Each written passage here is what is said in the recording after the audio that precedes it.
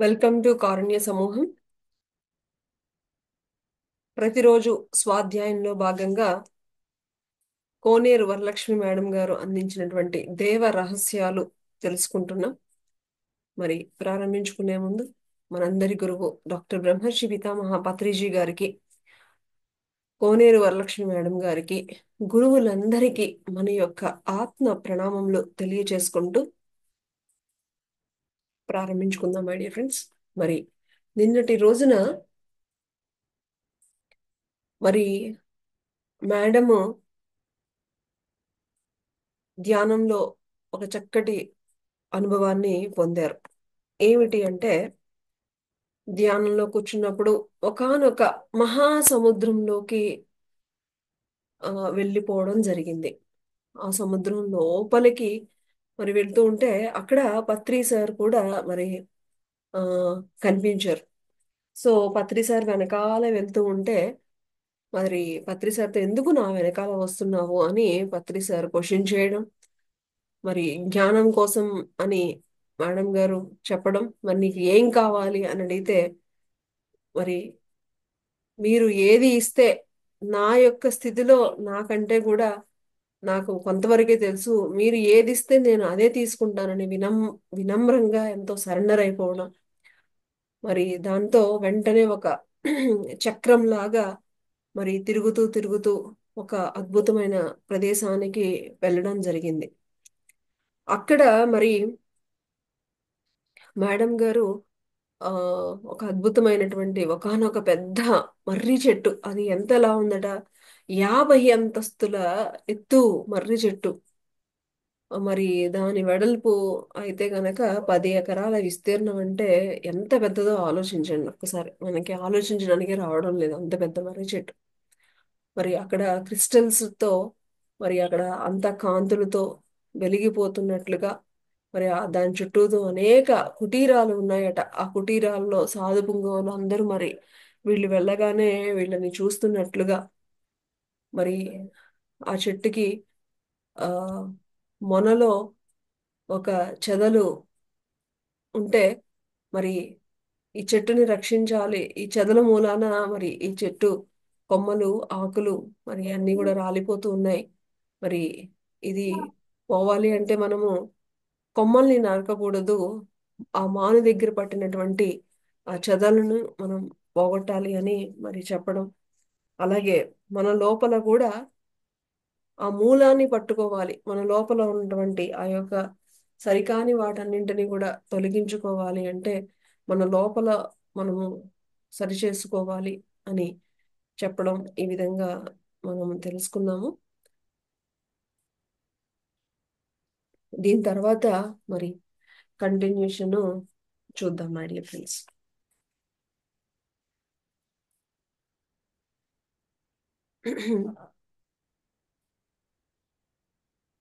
So ఈ విధంగా ఆ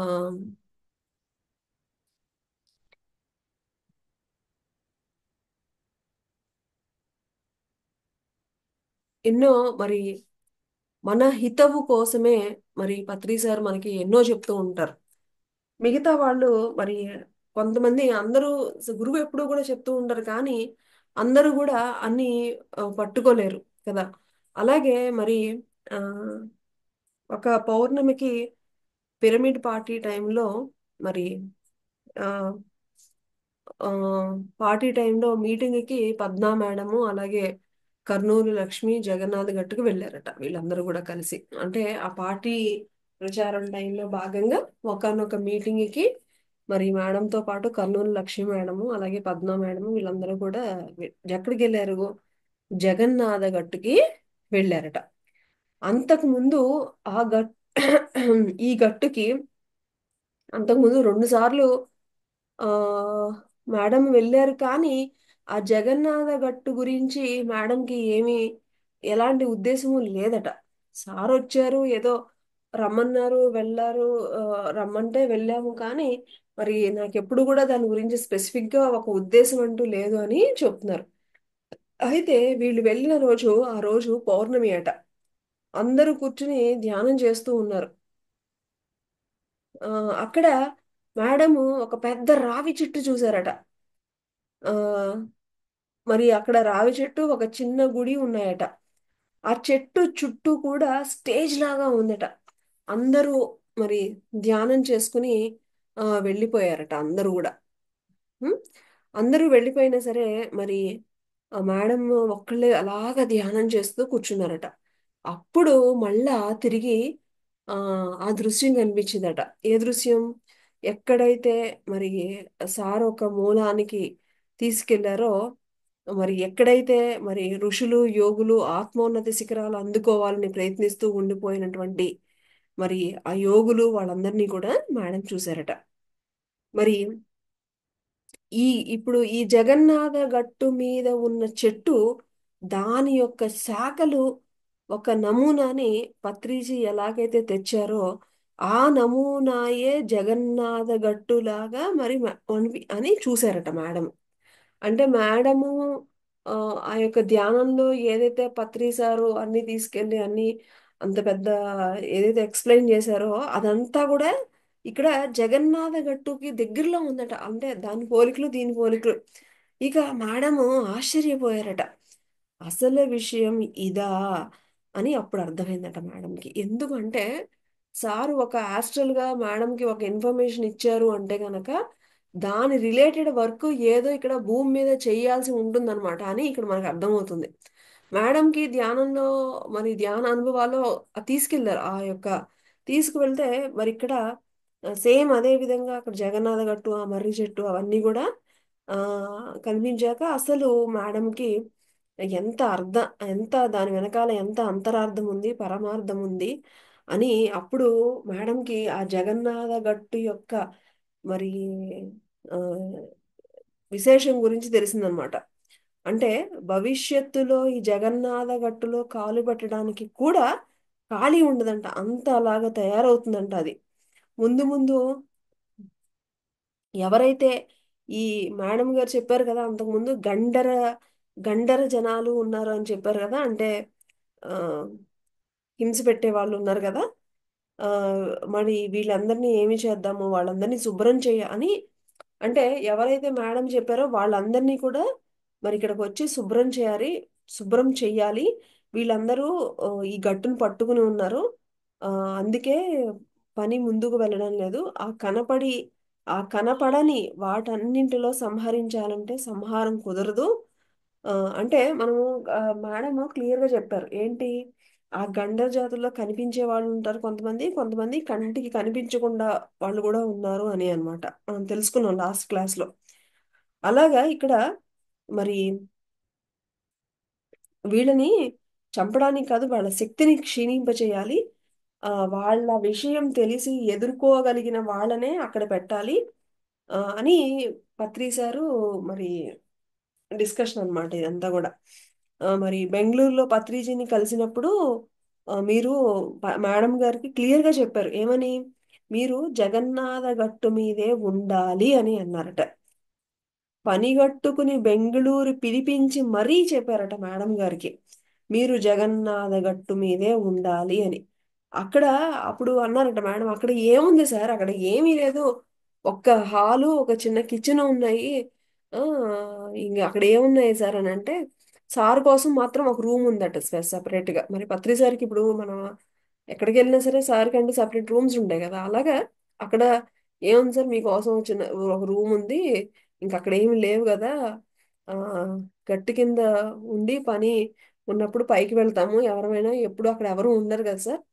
ఆ కింద ఉన్న బుద్ధా పిరమిడ్ లో మీకేం పని మేడం అంటే, కింద పైన ఎవరు ఉండరు కదా అని అంటే, కింద మీరు ఏం చేస్తారు, అక్కడ మీ అవసరం ఏం లేదు కాబట్టి మీరు పైకి వెళ్ళి నా రూమ్ లో ఉండండి అని ఆ స్పెసిఫిక్ గా చక్కగా చెప్పారట సార్.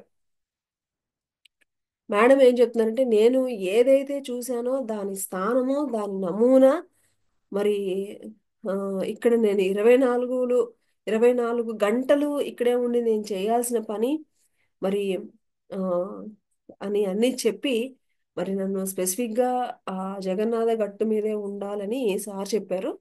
గట్టు మీద ఏమీ లేవు సార్, చుట్టూ కొండలు తప్ప నాకేం తెలుసు ఆ, అని అంటే అని అన్నారట మేడం. అంటే నాకు తెలుసు మేడం, అన్నీ ఉన్న చోట మీరెందుకు, మీరు అక్కర్లేదు, ఏమీ లేని చోటే మీరు ఉండాలి. ఆ? ఆ, నాకు నేనుండే గదిలో ఉండండి, అదే మీ ఇల్లు అన్నారట, అందులోనే ఉండమన్నారు. ఇక ఇంకా సార్ చెప్పాక ఇంకా మేడం నో అనే ప్రశ్నే లేదు. ఇంకా వెంటనే మరి మేడము మకాము జగన్నాథ గట్టు మీదకి మార్చేశారనమాట. ఆ,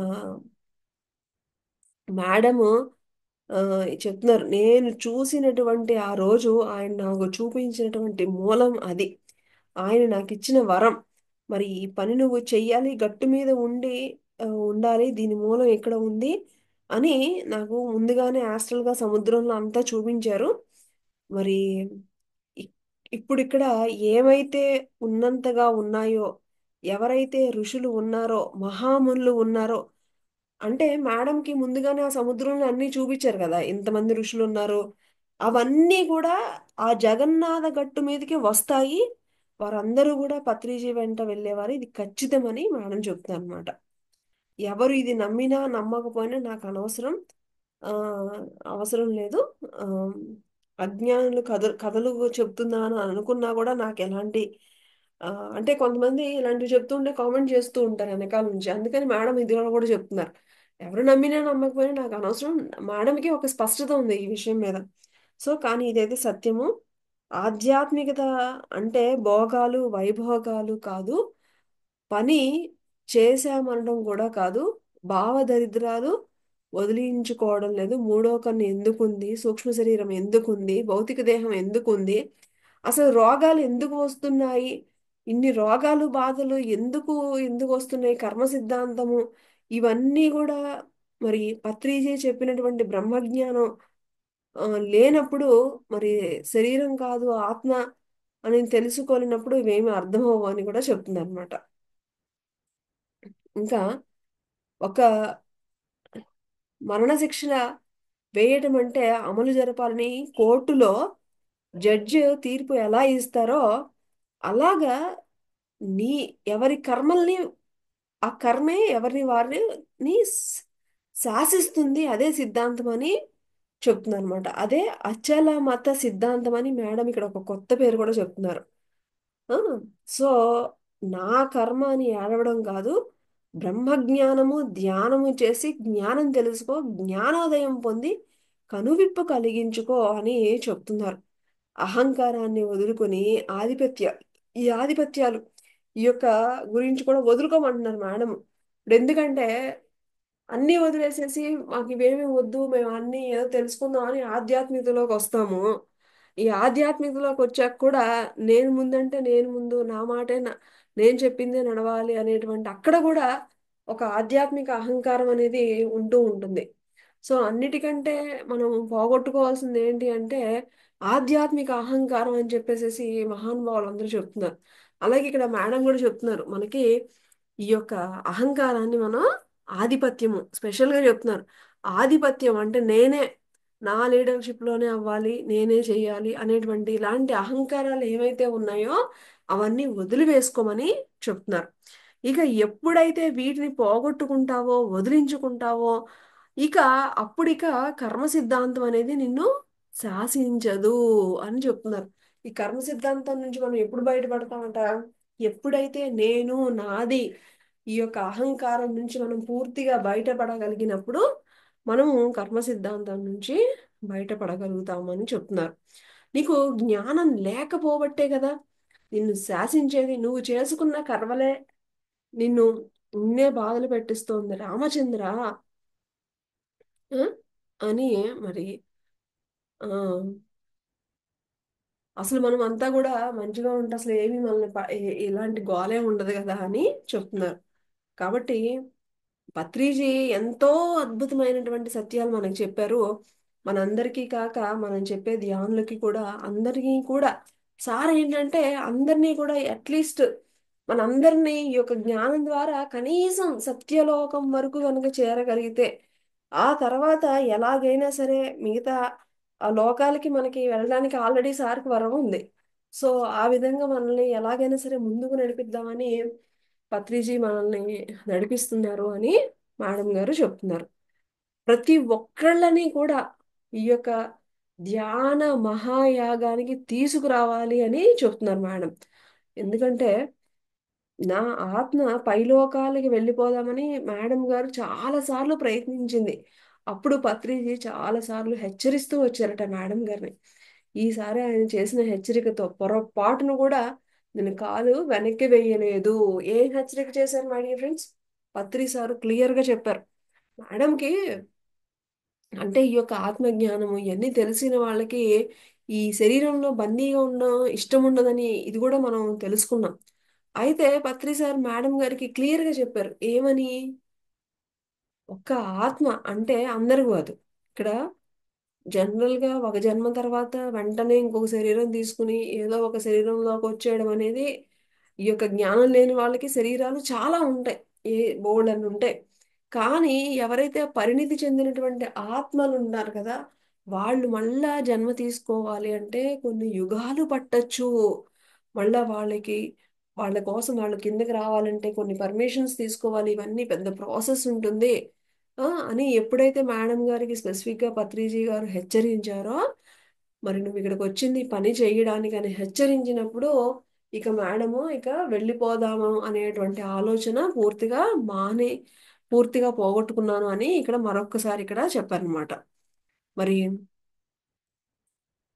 ఆ, కాబట్టి ఇక కంపల్సరిగా నేను ఇక్కడ నాకు ఏదైతే పని ఇచ్చారో అది పూర్తి చేసుకునే నేను వెళ్తాను అని ఇక మేడం ఇక డిసైడ్ అయ్యారు.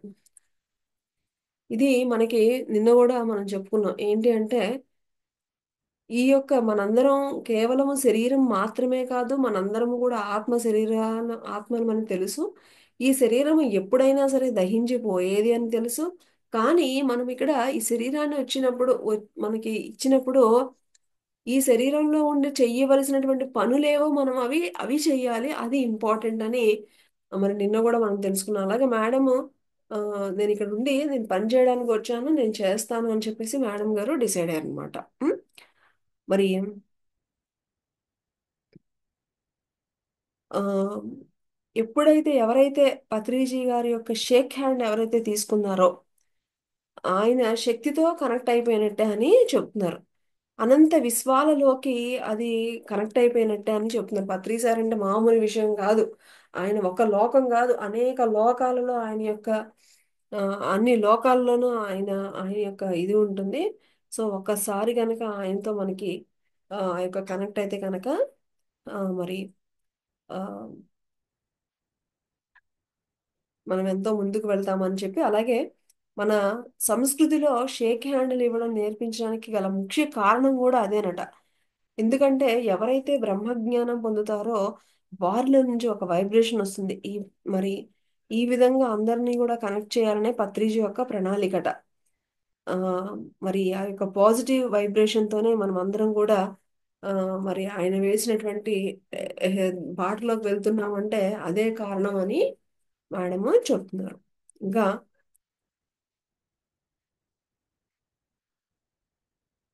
ఆ పత్రిజీకి మేడము ఆ,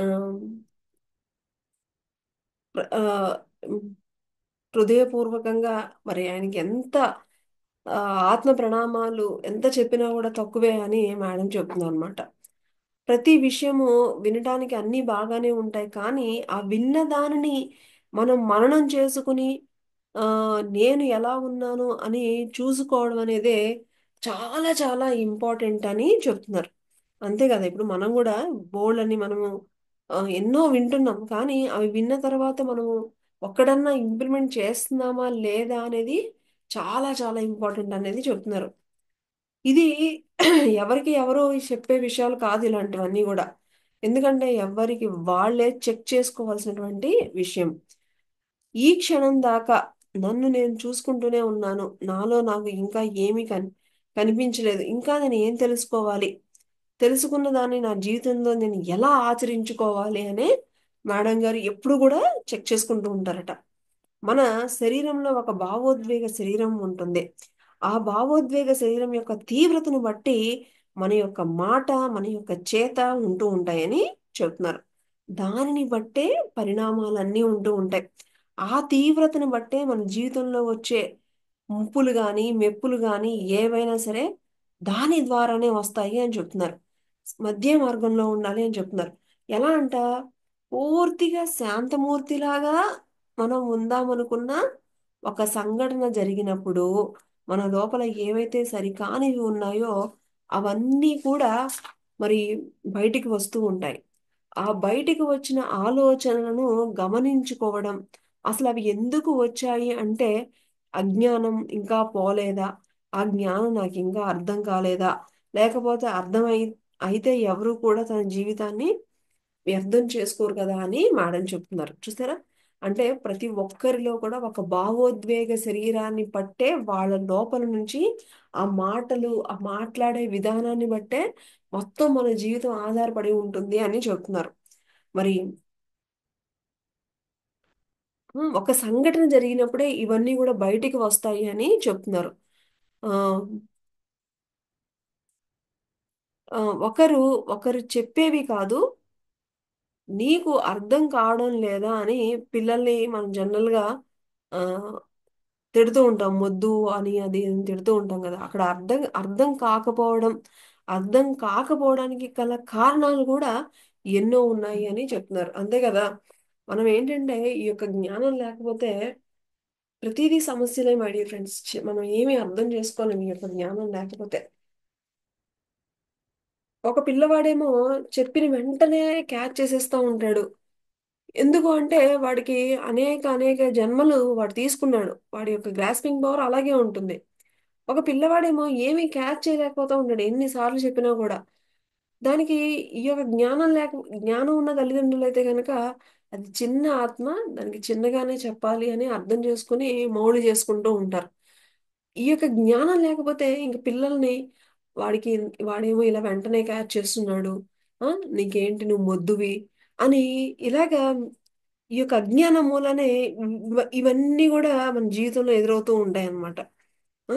మరి ఇవన్నీ గత జన్మల లింకులు ఉంటాయి, అజ్ఞానం ఉంటుంది, అహంకారం ఉంటుంది, ఎన్నో ఉంటాయి అని మేడం గారు చెప్తున్నారు.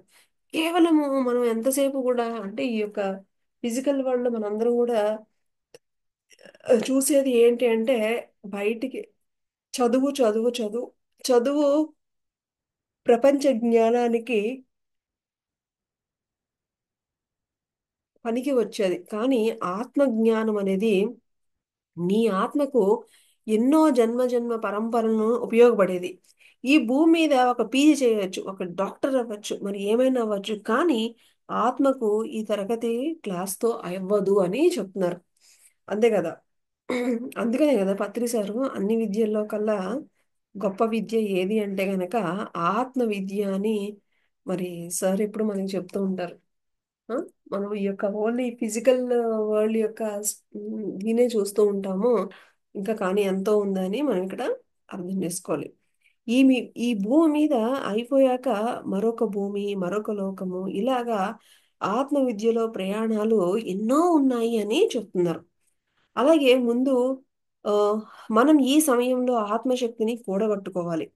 ఇక్కడ నేను శ్వాస యొక్క విలువని, శ్వాస యొక్క మొత్తం స్వరూపాన్ని ఆ, మరి మేడము ఫ్రమ్ ద బిగినింగ్ నుంచి చెప్తూనే ఉన్నారు. ఈ శ్వాసను గనక గమనించుకోకపోతే ఈ భూమి మీద ఏ మానవుడు కూడా మానజాలలేడు అని చెప్తున్నారు. అంటే నువ్వు ఆత్మవే ఉండి మనిషిలాగా మనసుతోనే జీవిస్తున్నావు. మనసు చేసే పనులు అరకొరగా ఉంటాయి. మనసు లోపల ఒక తృష్ణ ఉంటుంది, దాని కోరికలకి హద్దు అదుపు అనేది ఉండదు. ఆ, ఇలా ఉంటుంటుంది ఇక్కడ. ఆ ఆత్మ ఆత్మతో మనకి కనెక్షన్ ఏర్పడాలి అని చెప్తున్నారు. మనసు బుద్ధితో కలిసి ఉన్నప్పుడు ఆ ఆ ఆత్మ తానెవరో తాను తెలుసుకుంటూ ఉంటుంది. అదే ఇప్పుడు మేడం ఏం చెప్తున్నారంటే, మేడము నా మేడంకి ఏదైతే అనుభవం వచ్చిందో, మరి ఏదైతే నా జీవితంలో నేను తెలుసుకోగలిగానో దానిని మాత్రమే నేను ఇప్పుడు మీకు చెప్తున్నాను అని మరలా చెప్తున్నాను అనమాట. ఆ, నాకు తెలియనిది, నాకు అనుభవం లేనిది ఆ, కాదు, నేను తెలుసుకున్నది నేను చెప్తున్నాను అని చెప్తున్నారు. అయితే దాన్ని సాధించుకోలేనప్పుడు, అనుభవించలేనప్పుడు నేను చెప్పిన వాకు సత్యవాకు ఎలా అవుతుంది అని చెప్తున్నారు. నా అనుభవం అయిన తరువాతే మీకు ఆ అనుభవం ఇలా ఉంటుంది అని నేను చెప్తున్నాను అని చెప్తున్నారు. ఎందరో మహానుభావులు ఎన్నెన్నో ఆత్మ అనుభవాలు ఉన్నాయి. ఇతర లోకాల అనుభవాలు ఉన్నాయి. ఎన్ని ఉన్నాయో ఇప్పుడు ప్రస్తుతం ఈ భూమి మీద ఉండే పరిస్థితి ఏమిటి? మనం ఎలా ఉండాలి? ఎలా జీవించాలి? ఆ, ఏ క్షణంలో ఏం జరుగుతుంది? ఆ, ఇవన్నీ కూడా తెలుసుకోవాలి. ఇదే విజ్ఞాన శాస్త్రము అని చెప్తున్నారు. ఒక రోజుట మేడం గారికి ధ్యానంలో ఒక దృశ్యం కనిపించిందట. ఏమని? భూమంతా గుండ్రంగా గాజుతో చేసినట్లు ఉందట. దాని లోపల అన్ని గీతలు గీతలుగా చుట్టూ కనపడుతూ ఉన్నాయి. ఆ గీతల మధ్యలో ఒక బంతి లాంటిది చుట్టూతో తిరుగుతూ ఉందట. ఇది ఏమిటి అని మేడం గారు అనుకున్నారట. ఏంటి? మేడం గారు ధ్యానంలో కూర్చున్నప్పుడు ఏం కనిపించింది? భూమంతా కూడా గాజుతో చేసినట్లు అనిపించింది. మరి దాని లోపల అన్ని గీతలు గీతలుగా కనపడుతున్నాయి అనమాట. ఆ గీతల మధ్యలో ఒక బంతి లాంటి చుట్టూ తిరుగుతున్నట్లు కూడా కనిపించింది అనమాట. ఇది ఏమిటి అని అనుకున్నారట. ఇది టైం మిషన్, సమయ యంత్రము అని చెప్పారట మేడం గారికి. అవునా, ఇదేదో సినిమాలాగా ఉంది అని అనుకున్నారంట. మనకి ఒకటి బాలకృష్ణ అది సినిమా కూడా ఉంది. అలాగే మేడం కూడా ఇదేదో సినిమాలాగా ఉంది అని అనుకున్నారట. ఈ విషయాన్ని కొట్టి పారేశాం కానీ మనం గతంలోకి కూడా వెళ్ళగలము అని, ఆ, అంటే గత జన్మల్లోకి వెళ్ళడం, డాక్టర్ న్యూటన్ గారు ఎంతో మందిని మరి గత జన్మల్లోకి పంపిస్తున్నారు కదా. నీ గతంలోకి కూడా అలాగే నువ్వు కూడా వెళ్ళగలవు. అలాగే భవిష్యత్తులోకి కూడా మనం వెళుతున్నాము. భవిష్యత్తు ఎలా ఉంటుంది, భవిష్యత్తులోకి ఎలా వెళ్తాము, ఎప్పుడు వెళ్తాము, ప్రస్తుతాన్ని బట్టి భవిష్యత్తు ఉంటుంది కాబట్టి ముందే భవిష్యత్తులోకి వెళ్ళి ఏం చేస్తారు? నాకు ఆ ఆలోచన వచ్చిందట మేడంకి. ఆ చూశారు ఆవిడ ధ్యానంలో ఉన్నప్పుడు భూమంతా ఒక గాజు గ్లాసు, అందు లోపల గీతలు, లోపల ఒక బంతి. అది చూస్తేనేమో అది ఒక టైం మిషన్ అన్నారు. అదేంటి అంటే మనము పాస్ట్ లోకి వెళ్ళొచ్చు, అలాగే ఫ్యూచర్ లోకి వెళ్ళొచ్చు. అంటే ఆ జరిగిపోయిన దాని లోకంలోకి వెళ్ళొచ్చు, అలాగే జరగబోయే దానిలో కూడా వెళ్ళొచ్చు అనమాట అంది. అయితే మేడము ఆ, ఇక మేడం గారికి ఒక క్వశ్చన్ వచ్చింది అనమాట. ఏంటి? మనం ఇప్పుడు ప్రెసెంట్, మనం ప్రస్తుతం ఎలాగైతే ఉంటామో మన భవిష్యత్తు అలా ఉంటుంది కదా. కాబట్టి భవిష్యత్తులోకి వెళ్ళి ఏం చేస్తాము అన్నటువంటి ఆలోచన మేడంకి వచ్చిందట. అసలు ఈ ఈ టైం మిషన్ ఏమిటి అని మేడంకి అనుకున్నారట. అది మళ్ళా ఎప్పుడైతే అలా అనుకున్నారో అది వేగంగా తిరుగుతూ కనిపించి ముందేమో ఒక 12 గంటలు, 24 గంటలుగా తిరుగుతూ కనిపించిందట. ఆ తర్వాత ఏమో ఇంకా వేగంగా తిరుగుతుందట. ఇదేంటి ఇంత వేగంగా తిరుగుతోంది? దీని యొక్క అంతరార్థం ఏంటి అని అడిగితే అప్పుడు పత్రిజీ నువ్వు ఈ సమయంలో ఉన్నావా లేక భవిష్యత్తులో ఉన్నావా అని అడిగారట. ఆ, అర్థం కాలేదట మేడంకి. తికమక అయ్యారట. నేను ఇప్పుడు ఇక్కడే ఉన్నాను కదా, ఈ సమయంలోనే ఉన్నాను, అందరితో పాటే ఉన్నాను.